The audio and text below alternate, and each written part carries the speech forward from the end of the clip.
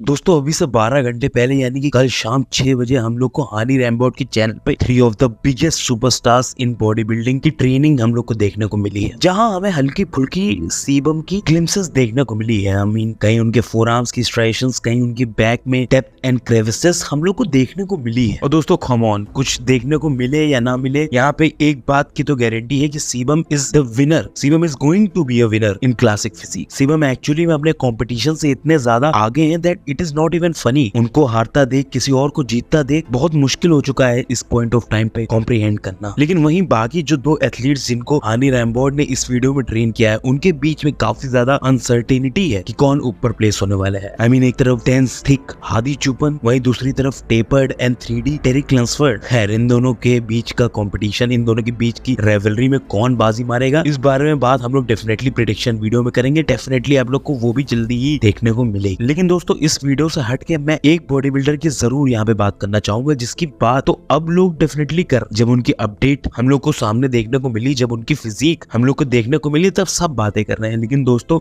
इस ओलंपिया की काफी शुरुआत से ही मैं ये बोल रहा था कि राफेल ब्रांडो डेफिनेटली टॉप 5 यहाँ तक कि टॉप 4 तक क्रैक करने का दम रखते हैं, और इन अपडेट्स में वो प्रूव हो चुका है। दोस्त कमाल की फिजिक यहाँ पे हम लोग को शोकेस की है राफेल ने। Crazy lines, crazy definition, crazy conditioning के साथ साथ कमाल की अनदेखी साइज भी प्रेजेंट की है उन्होंने यहाँ पे। और उनका पैकेज दोस्तों सिर्फ लीथल ही नहीं, काफी लोगों की यहाँ पे प्लेसिंग खा जाने वाला लग रहा है। हम अभी 2 साल पीछे अगर जाएं, 2022 के मिस्टर ओलंपिया में राफेल ब्रांडो की फिजिक देखें तो हम लोग को जरूर ऐसा लगेगा कि ये दो अलग इंसान, एक क्लासिक फिजिक का एथलीट है और एक ओपन कैटेगरी का प्रॉपर मास मॉन्स्टर है। इस लेवल की म्यूटेशन अपनी फिजिक में शोकेस करने में कामयाब हो रहे हैं राफेल ब्रांडो। और दोस्तों 2022 मिस्टर ओलंपिया में सिर्फ अपने एस्थेटिक्स के दम पे काफी बड़े बड़े एथलीट्स को पिछाड़ा था राफेल ब्रांडो ने, काफी अपने साइज से बड़े एथलीट्स को पिछाड़ा था राफेल ब्रांडो ने। यहाँ पे एक बहुत ही ज्यादा इम्प्रूव, एक मच इम्प्रूव फिजिक के साथ जब स्टेज पे अगर उतरेंगे राफेल, दोस्तों मेरा मानना यह जरूर है कि राफेल इस बार काफी लोगों को धूल चटाने वाले हैं स्टेज पे। राफेल इस बार काफी लोगों को मुंह ही देने वाले हैं, काफी डिनायर्स को ये प्रूफ करने वाले हैं कि वो किस मिट्टी से बने और कितनी ज्यादा उन्होंने एक्चुअली में इम्प्रूवमेंट की है अपनी फिजिक में, कितना ज्यादा उन्होंने मसल मास साइज के साथ साथ क्वालिटी ऐड की है अपनी फिजिक में। सिर्फ ब्लेटेंट साइज नहीं, सही जगह पे राइट अमाउंट ऑफ मसल, सही जगह पे right amount of lines create करने में कामयाब हो चुके हैं राफेल ब्रांडो। और उनकी ये ऑफ स्टेज कामयाबी किस तरीके से ट्रांसलेट होगी ऑन स्टेज, वैसे इसके हम ग्लिम्सेस तो देख चुके हैं। लेकिन ओलंपिया एक अलग ब्रीड है दोस्तों, ओलंपिया में एक अलग प्रेशर होता है। उस प्रेशर पे क्या राफेल डिलीवर कर पाएंगे? दोस्तों personally in my opinion Rafael definitely इस बार एक बहुत ही बड़ा इम्पैक्ट डालने वाले हैं ओलंपिया के लाइनअप पे। And definitely spoiler alert, top 6 में मैं देख रहा हूँ राफेल ब्रांडो। और इसलिए और क्योंकि निक वॉकर हम लोग को इस साल नहीं दिखने वाला है स्टेज पे। दोस्तों ये न्यूज थोड़ी सी पुरानी हो चुकी है, लेकिन इसके बारे में बात करना बहुत जरूरी है। दोस्तों हाल ही में बॉडी बिल्डिंग की इंडस्ट्री से ऐसी खबर हम लोग को सुनने को मिली है जिसने आने वाले ओलंपिया को पूरी तरीके से बदल के रख दिया। एक ऐसा टॉप स्टार जो कि अब हम लोग को स्टेज पे नहीं दिखने वाला है, एक ऐसा टॉप स्टार जो कि पोटेंशियल विनर हो सकता था इस साल का, बट 2 साल लगातार वो कॉम्पीट नहीं कर पाया। लास्ट ईयर जैसे कि हम लोग को मालूम है ड्यू टू इंजरी, एंड इस साल तो काफी शेडी रीजन की वजह से हम लोग को निक वॉकर स्टेज पे नहीं दिखने वाले हैं। दोस्तों निक वॉकर के स्टेज पे ना दिखने के रीजन उन्होंने अपने इंस्टाग्राम स्टोरी पे बताया। अब दोस्तों इस वीडियो की शुरुआत मैट जेनसन यानी कि निक वॉकर के कोच ने क्या बोलते हुए की थी, आप लोग सुनिए। दोस्तों अगर आप लोग ये पूरी ऑडियो, पूरी वीडियो सुनेंगे तो आप लोग को ये बात डेफिनेटली पता चल जाएगी कि ये सच नहीं है। यहाँ पे बिल्कुल भी ट्रांसपेरेंसी के साथ कुछ भी नहीं हुआ है। यहाँ पे हम लोग को क्लियर रीजन नहीं बताया गया है कि निक वॉकर क्यों कॉम्पीट नहीं करेंगे। ऑफ कोर्स बोला गया है कि निक वहां नहीं है जहाँ वो होना चाहते थे, निक की फिजिक रेडी नहीं है, बट ये सब कोई रीजन नहीं होते दोस्तों। वीडियो के आगे पार्ट में ही मैट जेनसन बोलते हैं निक एक ऐसे इंसान है जो काफी ज्यादा मेटिकुलस है, काफी ज्यादा नपे तुले हैं, काफी ज्यादा स्ट्रेटजी के साथ काम करते हैं। तो ऐसी स्ट्रेटजी के साथ काम करने वाला इंसान आप लोग को लगता है कि अपनी कंडीशनिंग मिस करेगा, तो यहाँ पे दोस्तों कंडीशनिंग की डेफिनेटली इशू नहीं है, इशू मेन है उनकी फिजिक में। तो हम सबको मालूम है निक वॉकर को जीतना है मिस्टर ओलंपिया, हम सबको मालूम है निक वॉकर के कोच निक वॉकर को मिस्टर ओलंपिया जितवाना चाहते हैं, बट उन लोगों ने डेफिनेटली निक की फिजिक को एनालाइज करने के बाद ये डिसीजन इंटरनली बना लिया था कि Nick Walker is not ready. Nick Walker उन 3 बंदों को नहीं हरा सकते जो लास्ट ईयर टॉप 3 थे। निक वॉकर इस वीडियो में बोल रहे हैं कि वो अभी भी अपने दिमाग के हिसाब से वो टॉप 3 में है, लेकिन दोस्तों निक वॉकर टॉप 5 में नहीं है।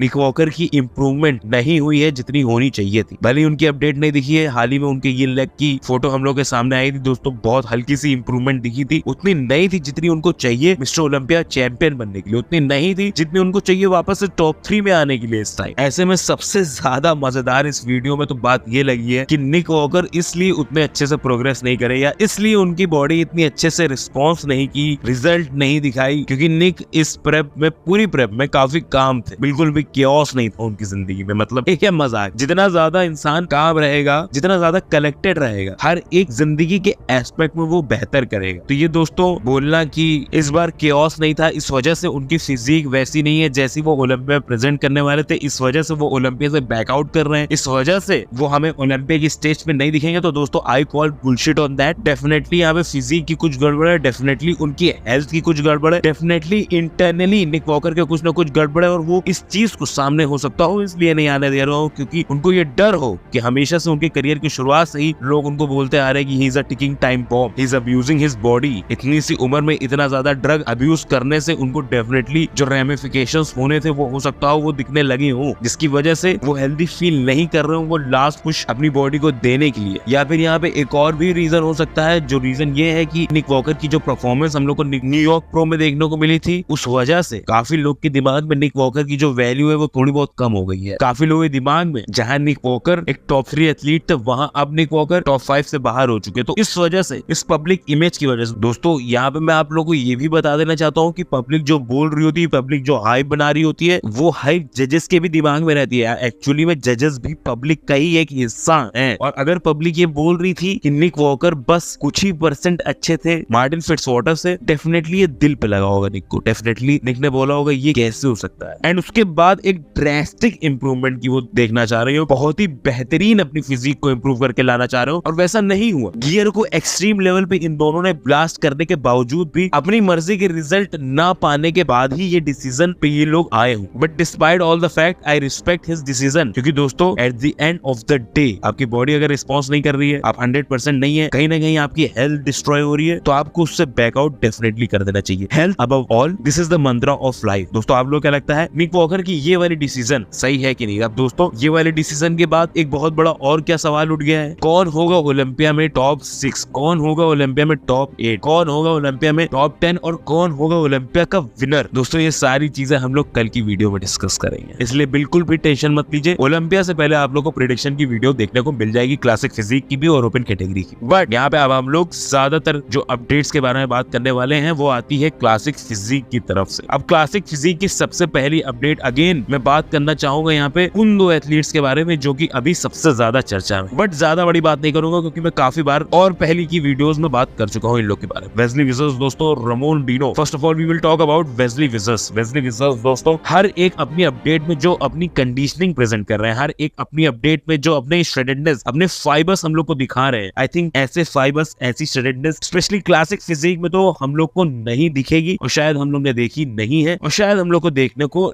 नहीं मिले। लेकिन एक बहुत ज्यादा मजे की बात तो ये है दोस्तों कि लास्ट वीडियो में मैंने ये बोला था कि काफी लोग रामोन डिनो के कमेंट सेक्शन में जाके, मैंने ये बोला था कि काफी लोग रामोन डिनो के कमेंट सेक्शन में जाके ये बोल रहे हैं कि रामोन डिनो का बेहतर शेप है क्रिस बमस्टेड से और वेस्ली विजर्स से, इसलिए रामोन डिनो डिजर्व करते हैं मिस्टर ओलंपिया का टाइटल जीतना। अब मुझे तो नहीं लगता कि मैंने उस वीडियो में इस बात को अच्छे से समझाया नहीं, बट दोस्तों इस बात को मैं इस वीडियो में समझा देना चाहता हूँ कि ये मैंने नहीं बोला, मैं कमेंट पढ़ के बोल रहा। बट काफी लोग कमेंट्स में ये बोल रहे हैं कि तुम ये चीज कैसे बोल सकते हो कि Ramon Dino is more classic than सीमम एंड वेस्ली। दोस्तों मैंने ऐसा नहीं बोला। I believe nobody is more classic than Wesley Vissers, because Wesley Vissers की अगर फिजिक पे हम लोग थोड़ी सी एक्चुअली में फोकस करें तो परफेक्ट गोल्डन एरा प्रोपोर्शंस उन्हीं के पास है। Cbum definitely modern era classic physique है, उनकी बॉडी कंप्लीट है। बट अगर क्लासिक फिजिक की बात करें तो वो वेस्ली ही है, बिकॉज उनकी अपर बॉडी हैवी है और लोअर बॉडी उतनी पावरफुल नहीं है। एंड आई डोंट नो, लोग ध्यान से शायद वीडियो को सुनते नहीं है या एक ही बात को सुन के वो लोग फौरन कमेंट करते हैं। तो दोस्तों मैं आप लोग से रिक्वेस्ट करूंगा पूरी वीडियो देखा करिए। अगर आप लोग को कमेंट करना रहा करे तो कमेंट ना करना करा करे, तब आप लोग डेफिनेटली पूरी वीडियो देखें ना देखें, तब आप लोग डेफिनेटली मेरे चैनल नहीं पसंद कर। बट अगर पसंद करते हैं आप मेरा चैनल, डेफिनेटली लाइक कर दीजिए, सब्सक्राइब कर दीजिए। काफजिला हिंदी चैनल को इस ओलंपिया को हम लोग अच्छे से कवर नहीं कर पाए हैं due to a lot of personal issues. दोस्तों मेरी तबीयत बिल्कुल सही नहीं थी, काफी ज्यादा बीच में मुझे हेल्थ स्केयर्स हुए, और सबसे मजेदार की बात तो यही है कि ये हेल्थ स्केयर्स की शुरुआत लास्ट ईयर के ओलंपिया के बाद ही हुई। बट इस पे मैं कभी भी बात नहीं करना चाहता हूँ, और हो सकता हो आप लोगों को मैं एक एक्सप्लेनेशन ओन करता हूँ। बट मेरा ये मानना है दोस्तों कि दुनिया में अगर आप खुशी नहीं बांट सकते तो क्या फायदा गम बांट। लेकिन दोस्तों जो कुछ भी मैंने इस ओलंपिया ओलंपिक की प्रेप पे मिस किया है, मैं आपसे वादा करता हूँ किसी भी और ओलंपिक की प्रेप में वो चीज मिस नहीं होगी। और ओलंपिक के बाद हम लोग एक्सट्रीमली कंसिस्टेंट होके ऐसी वीडियो आप लोग के सामने प्रेजेंट करने वाले हैं, जिससे डेफिनेटली आप लोग का अगर इस चैनल से भरोसा उठ रहा था तो वो वापस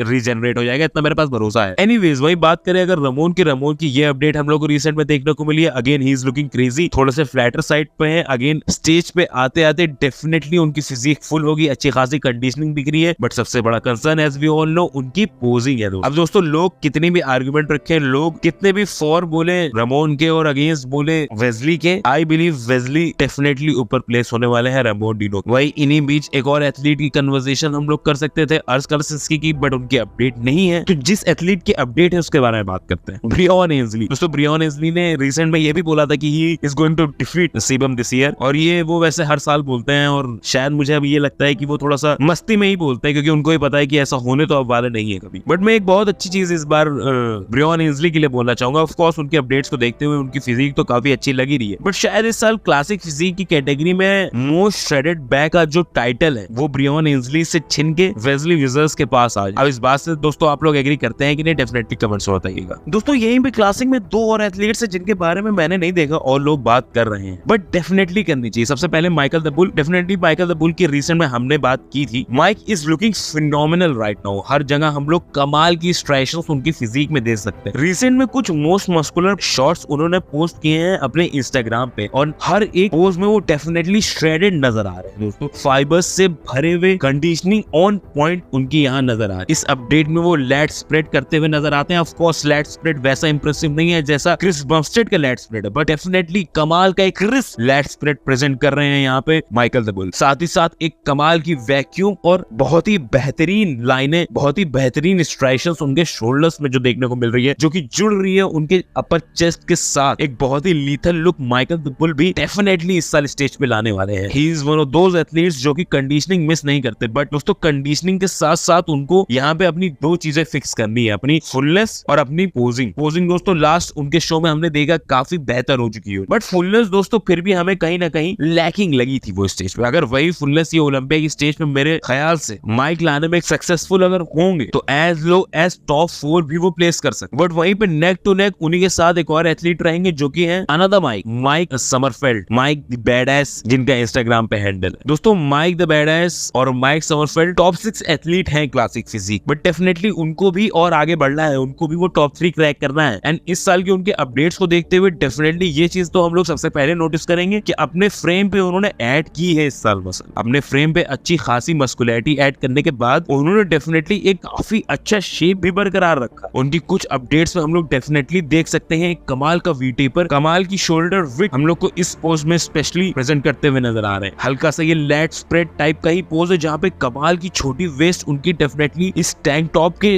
बीनीथ भी हम लोग को शोकेस होते हुए दिख रही है। उसके अलावा अगेन उनकी इतनी अपडेट्स हम लोग को वैसे तो देखने को नहीं मिली, बीच बीच में कहीं इधर कहीं उधर उनके अपडेट्स देखने को हम लोग को मिली थी। बट दोस्तों उनकी फिजिक में एक जो बहुत बड़ी चीज मिसिंग है, जिसको होना बहुत जरूरी है, जिसको होना इसलिए बहुत जरूरी है जिससे वो टॉप कैलिबर के एथलीट में गिने जाएं। उनको सिर्फ इस श्रेणी में ना गिना जाए कि हाँ और दूसरे इनसे बेहतर एथलीट नहीं थे तो ये यहाँ पे आ गए। उनको इस श्रेणी में आना है कि वो एक बेहतरीन क्लासिक फिजिक एथलीट है। उसके लिए उनको सबसे बड़ी चीज ऐड करनी थी और ज्यादा फाइबर्स अपनी फिजिक में, और ज्यादा मैच्योरिटी अपनी फिजिक में। कंडीशनिंग कमाल की लाते हैं लेकिन वो लाइनें, वो डेफिनेशन मिसिंग रहती है कहीं ना। एंड इस साल डेफिनेटली उस डेफिनेशन पे, उस डेंसिटी पे उन्होंने काम किया हो। जहां तक अपडेट्स में देखते हुए लग रहा है डेफिनेटली काम किया है, but we can never be sure until show day. इसी के साथ दोस्तों मुझे तो शो डे का बेसब्री से इंतजार। इस वीकेंड हम लोग को ओलंपिया की शुरुआत होते हुए देखने को मिल जाए, बट उससे पहले दोस्तों मैं आप लोग के सामने दोनों कैटेगरीज की प्रेडिक्शन वीडियो रख दूंगा। उसके लिए आप लोग बेफिक्र रहें, प्लीज इस चैनल को सपोर्ट करें, और अगर आप लोग को वीडियो अच्छी लगी हो तो लाइक डेफिनेटली करिएगा, सब्सक्राइब कर दीजिए, काफी हिंदी चैनल को बेल आइकन दबा दीजिए। चलिए आपसे अगली वीडियो में मिलते हैं, तब तक के लिए बाय।